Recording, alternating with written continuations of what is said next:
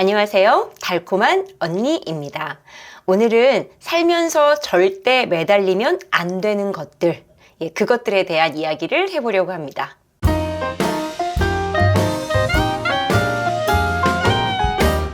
첫 번째는 바로 사랑입니다. 인연은 하나하나 너무나 소중하지만 사실 시절 인연임을 깨닫는 게 굉장히 중요한 문제인 것 같아요.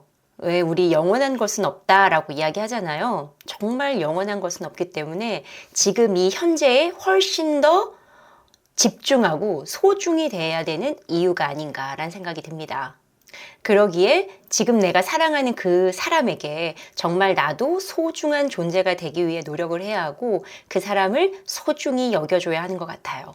왜 우리가 살면서 사이가 멀어져서 이별이란 것을 할 수도 있고요. 정말 사랑하지만 가혹한 운명 때문에 이별해야 되는 경우가 생기잖아요. 이러한 이별에서 의연할 수 있느냐? 네, 저도 사실 의연할 자신이 없습니다. 어떻게 우리가 의연할 수 있겠어요? 그런 이별을 하나하나 겪어가면서 우리가 모두 시절 인연이었음을 깨달아가는 게 아닌가라는 생각이 들고요. 그렇기 때문에 언젠가 이별할 그 사람을 위해서 정말 소중한 시간들을 함께 나누는 게 중요하지 않을까라는 생각을 해봅니다. 그리고 이별하는 그 순간이 멀기를, 아주 먼 훗날이기를 기도하는 마음으로 바랄 뿐이지요. 두 번째는 과거입니다. 우리가 살면서 절대 매달리면 안 되는 것들 중에 과거가 있는데요. 자꾸 라떼를 찾는 사람들 있잖아요. 그 라떼, 이 라떼는 말이야! 여기에서도 멀어져야 되지 않을까라는 생각이 드는데, 왜 우리는 과거가 좋았으면 좋았던 추억, 그리고 나빴다면 경험이 되어야 하는데 좋았던 시절에 매달려 현재를 불행하게 여기고 나빴던 시절을 기억하면서 그것은 트라우마다라고 하며 현재를 괴롭히고 있는 건 아닐까라는 생각을 해보아야 할 것 같아요. 행복한 사람들은 그래서 과거의 기억을 지금 자신에게 유리한 방향으로 재해석하면서 살아가는 것 같아요.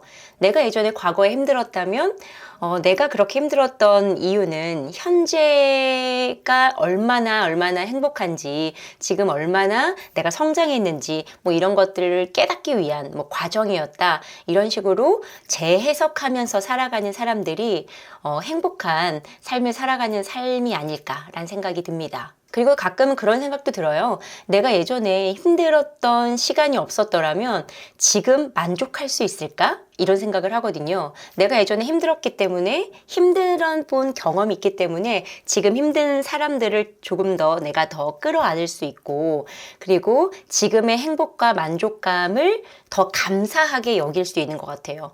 큰 부자여서 감사한 것이 아니라 지금 내가 가진 이 작은 것에 감사할 수 있는 사람이 되지 않았나라는 생각이 듭니다.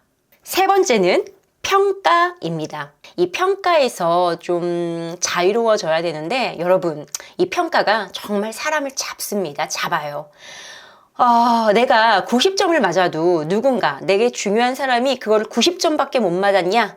이렇게 이야기하면요, 나는 90점을 맞고도 불행한 사람이 돼요. 그리고 100점 맞은 친구가 부럽고 한없이 움츠려 늘게 됩니다. 90점 맞은 내가 하찮게 여겨지고요. 근데 사실 90점도 굉장히 높은 점수잖아요.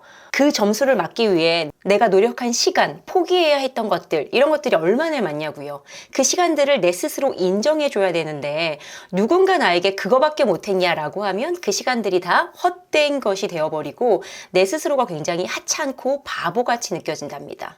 결국 내가 노력한 시간, 내가 이룬 성과를 내 시선에서 인정하고 아주 멋지게 좀 바라봐 줬을 때 현재의 만족감이 올라가고 그 힘으로 더 많은 성과를 내지 않을까라는 생각을 해보고요.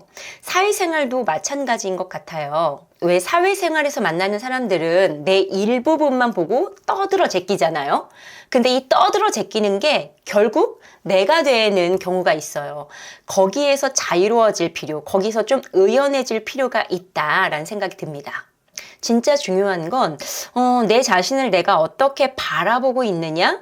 이게 사실 자존감의 시작이 아닐까라는 생각이 듭니다. 그냥 타인의 평가, 나를 잘 알지 못하는 타인의 평가는 스쳐가는 소음 정도로 생각하는 게 좋을 것 같아요. 그냥 시끄럽게 기차 지나갔다. 요 정도로 생각을 해야지 이것을 내 마음에 담아놓고 전체의 나라고 내가 생각을 해버린다면 이거는 정말 내 삶을 힘들게 하는 시작이 아닐까라고 생각이 들고요.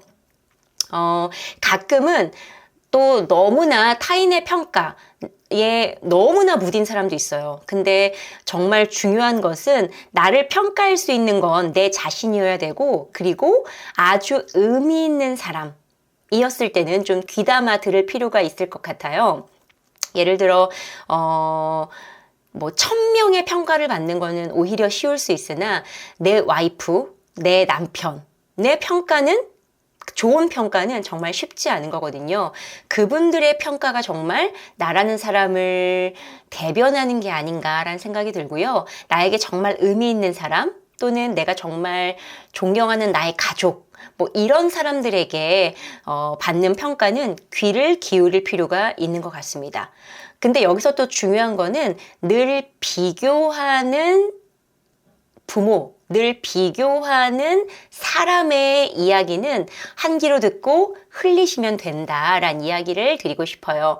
가족이어도 의미 있는 사람이어도 그 사람의 어떤 평가의 기준이 너무나 완벽주의에 가깝거나 늘 비교하는 사람이라면 그 사람의 평가는 한 귀로 듣고 흘리셔야 한다. 그다지 의미 있는 평가가 아니다라는 말씀을 꼭 드리고 싶습니다. 어른이라고 해서 모두 어른이 아닌 경우가 많거든요.